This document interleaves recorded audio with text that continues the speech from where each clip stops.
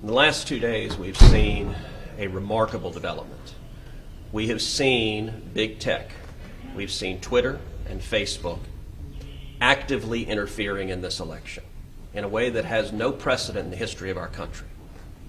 Yesterday, the New York Post broke a story alleging serious corruption of Joe Biden and Hunter Biden concerning Ukraine. The allegations in the New York Post story, if true, indicate that Vice President Biden lied when he said he had never discussed his son's business dealings. That story, once the New York Post broke it, was blocked by Twitter and Facebook.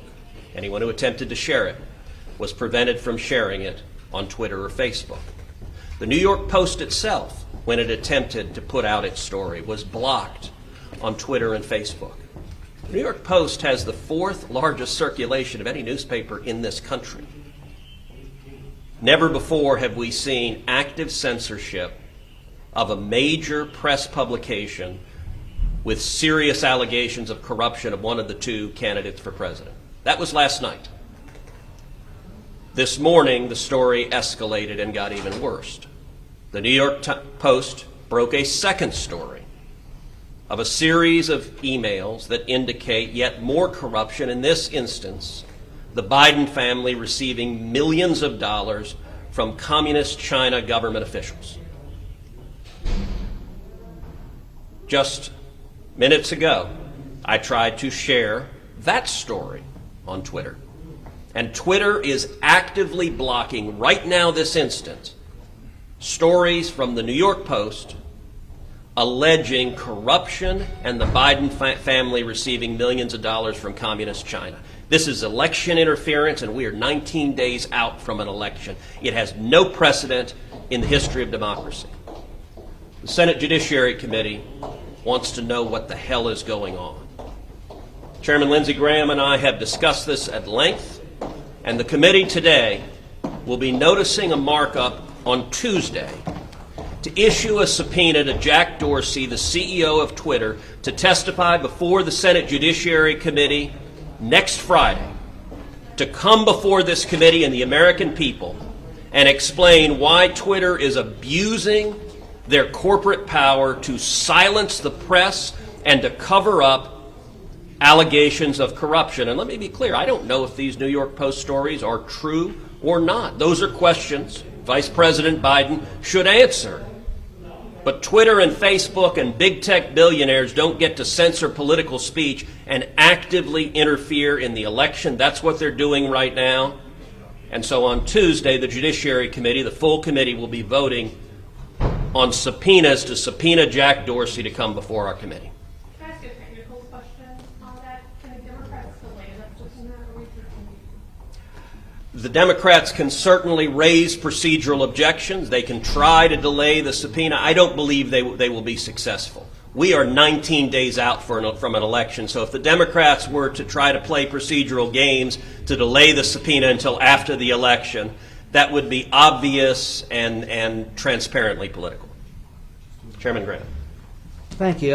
2020 can't get any stranger. So they're 19 days out from an election. Again, I don't know if the New York Post article is true. I think it is established that Hunter Biden, while he was visiting China with the vice president, received money from a Chinese bank for investment.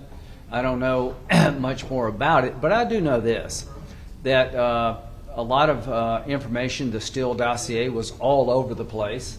They never blocked that. All the allegations about Russian collusion and Trump and every other idea that Trump may have done something bad, nobody blocked that. So what we're going to do is we're going to finally have an accounting that's long overdue. These social media platforms have a dominance in our lives. They're newspapers, they're TV stations, they're radio stations, they're publishers. And this, to me, crystallizes the problem better than anything I could think of for the American people. You may be a Democrat saying, I don't want to hear the New York Post. It could be you tomorrow. So the point is that the power behind these platforms have been taken to a level that truly is dangerous, I think.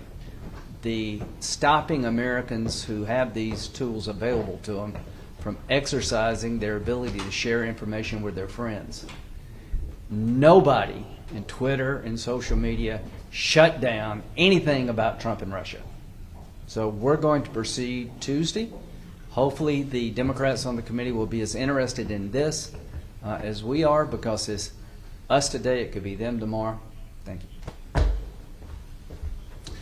I want to say that obviously I agree wholeheartedly with the chairman, Senator Cruz. I think taking this action is absolutely necessary. Last night, the subcommittee, my subcommittee on crime and terrorism, invited both Jack Dorsey and Mark Zuckerberg to come and testify. I think a subpoena from the Judiciary Committee is absolutely appropriate and in order. It is absolutely vital. We believe in a free press in this country. We also believe in free elections, and the attempt to rig an election, which is what we are seeing here by monopolies, is unprecedented in American history. They have a lot to answer for, and I hope that we'll subpoena both Twitter and Facebook. They should both come. They're both engaged in censorship. They're both massive monopolies. They should answer to the Judiciary Committee. They should answer to the full Senate. They should answer to the American people, and that's what this is about, and I look forward to taking this vote and hearing their testimony to the committee.